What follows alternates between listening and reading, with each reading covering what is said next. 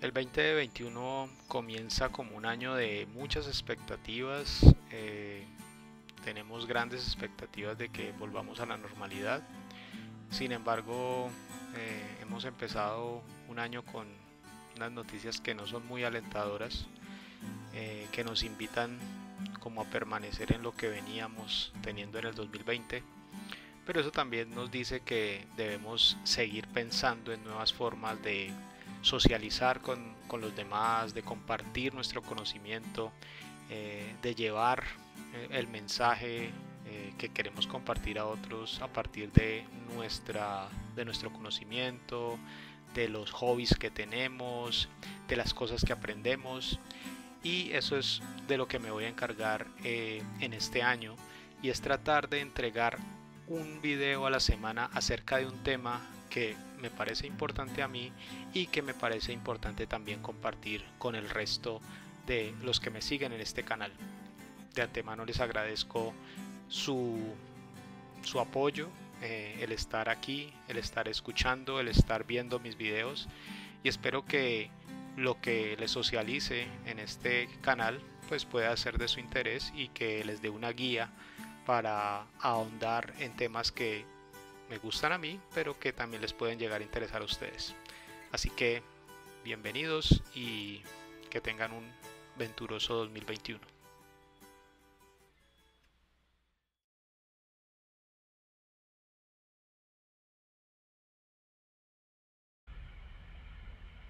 En este video voy a presentar un resumen de tres artículos escritos por Anka Yordache que nos habla acerca de cómo desarrollar servicios en Python y cómo estos servicios pueden ser desplegados en una tecnología de contenedores, en particular en Docker. En la primera parte de esta serie de artículos, que van a ser los enlaces puestos en la descripción de este video, en la primera parte Anka nos va a mostrar cómo es que se escriben servicios en Python y cómo se despliegan en Docker. En la siguiente parte, Anka habla acerca de una aplicación de tres capas, donde hay una capa encargada de la base de datos, una capa encargada de la aplicación, una capa encargada de la parte web, y cómo estas tres aplicaciones se pueden ejecutar con el comando docker compose. Finalmente, Anka nos muestra cómo se puede llevar a cabo la depuración de código de estos servicios utilizando un IDE externo, de manera que yo pueda saber cómo va el estado de la ejecución de los diferentes servicios que estoy construyendo en una aplicación basada en servicios. Así que los dejo con esta descripción, con este resumen de estos tres artículos escritos por Anka Yordache. En la primera parte de estos artículos escritos por Anka Yordache, se va a encargar de mostrarnos cómo publicar servicios escritos en Python y cómo estos servicios pueden ser desplegados dentro de un contenedor en Docker. Existen muchas formas de construir servicios o desarrollar servicios en Python, pero una que es muy popular es utilizando la librería Flask. Flask se conoce como un microframework con el cual tú puedes código que está escrito en Python exponerlo fácilmente como si fuera un web service. Y estos web services son la base para construir microservicios. Esta primera parte del artículo nos está mostrando un pequeño fragmento de código en Python que nos muestra cómo esta función llamada hello se puede exponer como un web service utilizando la librería Flask. Asimismo, el artículo se va a encargar de mostrarnos cómo a través de un Dockerfile, el Dockerfile es el archivo que contiene las instrucciones que le permiten a Docker construir imágenes en Docker. Estas imágenes pueden ser publicadas luego en internet y cualquier persona que tenga un runtime de Docker puede ejecutar esas imágenes en su propio computador. Entonces, con el Dockerfile construimos nuestra imagen y después de esta imagen podemos crear contenedores. Un aspecto interesante de este artículo es algunas buenas prácticas que sugiere la autora para desarrollar Dockerfiles. Una primera buena práctica hace referencia a la imagen base con la cual tú vas a construir tu imagen, es decir, la imagen que tú vas a construir, de quién va a heredar ciertas propiedades. Este punto es importante porque si tú tienes una imagen base pequeña, tu imagen resultado va a ser igualmente una imagen pequeña, es decir, como un template, como si fuera un molde inicial con el cual se van a crear los contenedores. Si escoges una imagen muy grande, entonces vas a tener al final una imagen tuya muy grande y que va a ser distribuida en internet y que va a costar mucho tiempo descargarla para luego ejecutarla en los diferentes computadores que quieran correr tu imagen. Un punto interesante que toca la autora de este artículo es lo que se conoce como las construcciones de múltiples etapas. Esto es interesante porque a través de este ejemplo nos muestra cómo se pueden generar imágenes que tienen tu aplicación muy pequeñas, es decir, que son imágenes que tienen lo esencial para poder ejecutar tu código. A manera de ejemplo, la autora muestra cuál es el tamaño de construir una imagen de la forma tradicional y la otra utilizando multi-stages, es decir, múltiples etapas. Entonces, si observamos aquí, nos muestra que de la forma tradicional, la imagen resultado de construir esta aplicación que ella está mostrando en el ejemplo, le toma alrededor de 1 giga de tamaño generar esta imagen. Sin embargo, si utiliza múltiples etapas o multi-stages, tiene un tamaño de 197 megas, es decir, casi el 20% del tamaño sin multi-stages.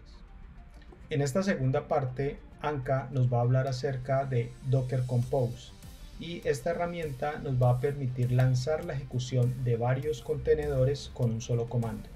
En la primera parte, Anka nos mostraba cómo nosotros podíamos crear servicios utilizando Python y utilizando de Python la librería Flask. En esta nueva etapa de los artículos que ella ha escrito, este es el segundo de 3, nos va a mostrar 3 contenedores. Uno que es la interfaz web, otro contenedor que se encarga de tener la lógica de la aplicación y un tercer contenedor que va a almacenar la información generada por la aplicación, y esa información se va a almacenar en una base de datos, en particular MySQL. El comando que nos va a permitir la ejecución de estos 3 contenedores es el comando Docker Compose. Este comando Docker Compose utiliza como base para poder llevar a cabo su ejecución un archivo que se llama Docker Compose YAML. En el archivo Docker Compose YAML se definen los servicios o los diferentes contenedores que forman parte de mi aplicación.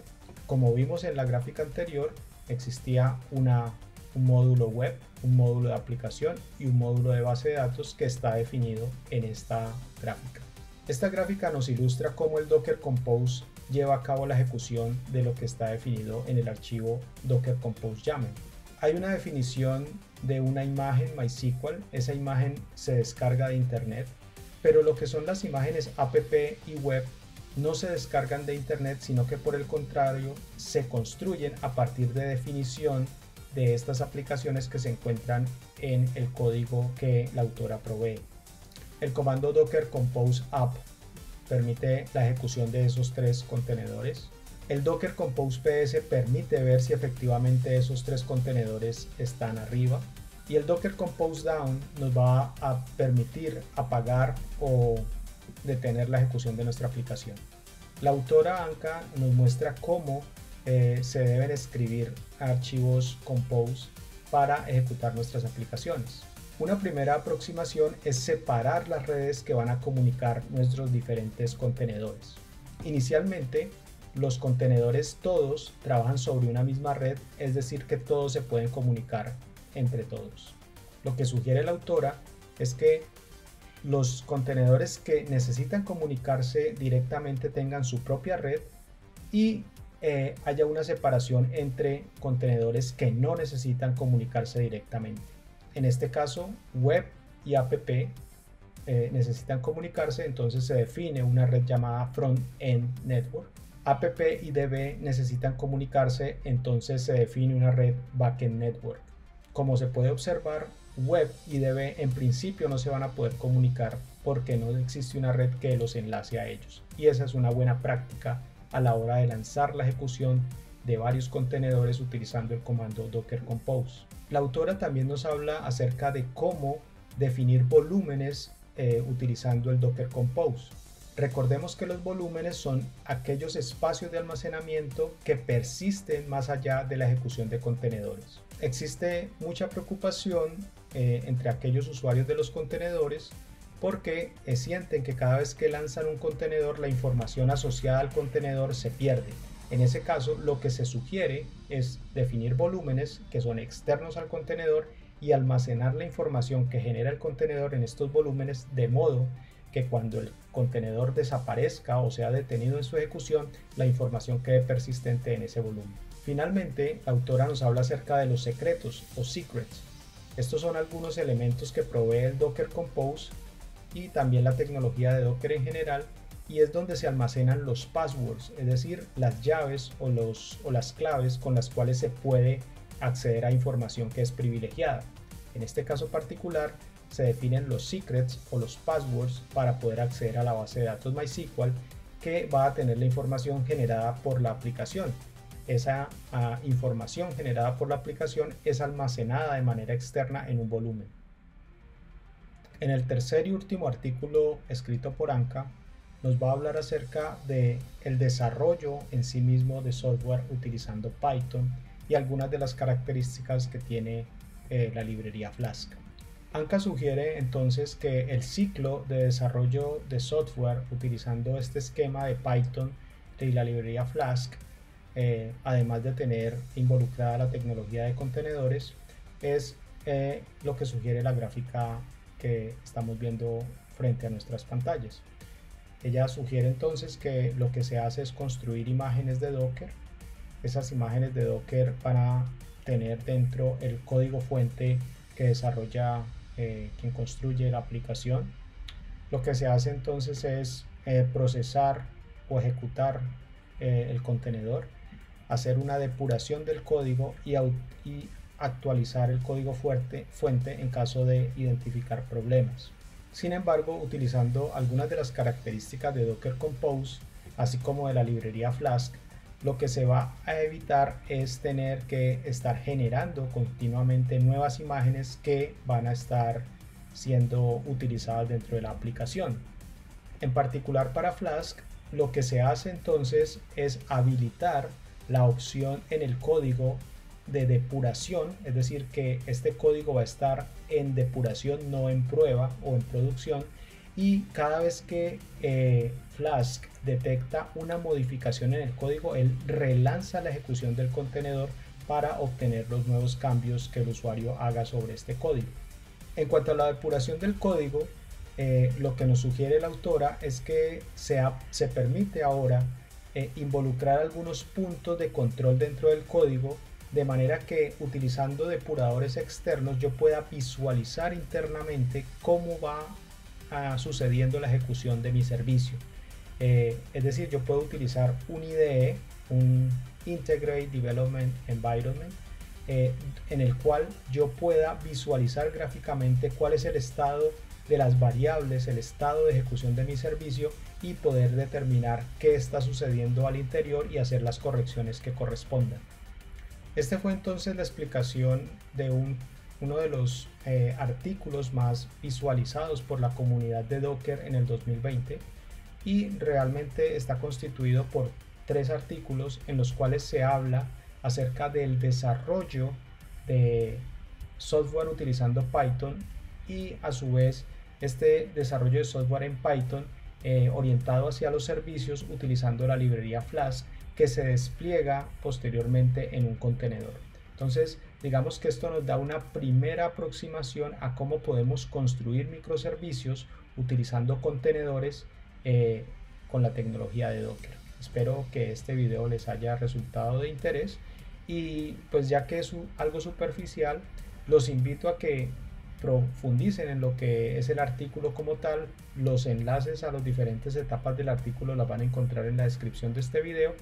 Y bueno, hasta la próxima semana, donde espero traerles un tema que les resulte de interés. Hasta pronto.